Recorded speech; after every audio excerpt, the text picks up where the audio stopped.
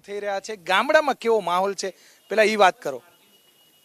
ગામડામાં લોકો વહેલી સવારથી ભારતીય જનતા પક્ષના ઉમેદવાર એવા કુંવરજીભાઈને મત આપવા, કમળના નિશાન ઉપર મત આપવા માટે થનગની રહ્યા હતા। અનેક ગામડાઓમાં બૂથ ઉપર કતારો, મત આપવા માટેની કતારો, લાઈનો જોવા મળી। ખૂબ મોટી ઉંમરના બહેનો હોય, વૃદ્ધ હોય, શક્ત હોય, આ બધાએ પણ લાઈનોમાં આવીને કમળના નિશાન ઉપર મતદાન કરવા માટે ખૂબ લોકો અધીરા થઈ રહ્યા હતા। આ વખતે ચાલતા ચાલતા વાત કરીએ કેમ કે તમારે અત્યારે ઉતાવળ હશે અને હવે આખરી ઘડીઓ ગણાઈ રહી છે, શું લાગે છે આ વખતની અમારી જીત એક ઐતિહાસિક જીત બની રહેવાની છે। ભૂતકાળની અંદર જેટલી લીડથી અમે જીત્યા એનાથી આ વખતે ડબલ કે 3 ગણી મતોની લીડથી અમે જીતવાના છીએ। એટલે 51,000ની આસપાસના મતોની લીડથી અમે જીતશું। કુંવરજીભાઈ શું કહેશો?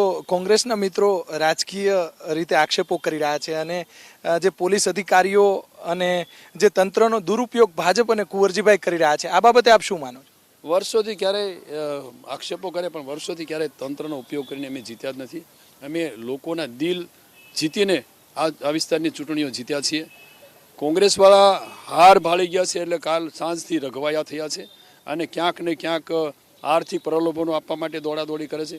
ક્યાંક ને ક્યાંક કોકના ઘરમાં ઘૂસી જઈને એને પગે લાગવાનો અથવા તો ક્યાંક ને ક્યાંક એમને શું કહેવાય એને જુદા જુદા પ્રકારના પ્રલોભનો આપીને એ જીત માટેના પ્રયત્નો કરી રહ્યા છે। પણ આ વિસ્તારની અંદર આ વખતે કોંગ્રેસ ક્યાંય ફાવવાના નથી। જે લોકો એના વિસ્તારમાંથી વધેલા છે એવા લોકો અહીંયા આ વિસ્તારમાં પાછા બીજાને આશ્વાસન આપવા આવે છે, એટલે એને આ વિસ્તારમાં કોઈ સમર્થન મળ્યું નથી। માસ્તર છો આપ, શું ગણિત માંડો છો? કેટલી જીત મળશે અને કેટલા ટકા? તમે જીતની વાત કરી તો કેટલા મતોથી જીતનો અંદાજ માંડો છો? સવારથી દોડાદોડી કરો છો? હું આ વખતે અત્યાર સુધીમાં જે મતોની લીડથી હું જીત્યો છું એના કરતાં ડબલ, બમણી લીડથી પણ હું આ વખતે જીતવાનો છું અને આ વિસ્તારના મતદારોએ મારા ઉપર ભરોસો મૂક્યો છે, એટલે મને શંકા જ નથી। ખૂબ સારી લીડથી અમે જીતવાના છીએ। કદાચ સામેના કોંગ્રેસના ઉમેદવારને પોતાની ડિપોઝિટ સાચવી આ વખતે અઘરી થશે। કુંવરજીભાઈ કોનો આભાર માનશે? અંતિમ સવાલ, પ્રધાનમંત્રી નરેન્દ્ર મોદી, અમિત શાહ કે વિજય રૂપાણી, કોનો આભાર માનશે કે પછી કોંગ્રેસનો?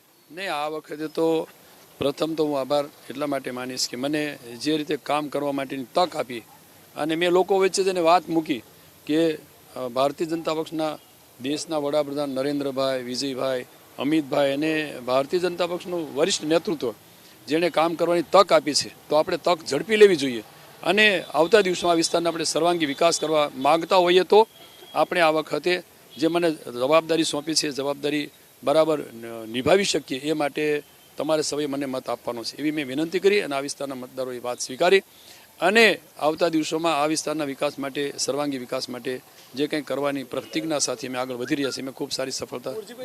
ઓડિયો ક્લિપ પણ વાયરલ થઈ છે, સ્પષ્ટતા કરી દો, શું છે હકીકત? ઓડિયો ક્લિપ જે વાયરલ થઈ છે એમાં મારો અવાજ નથી।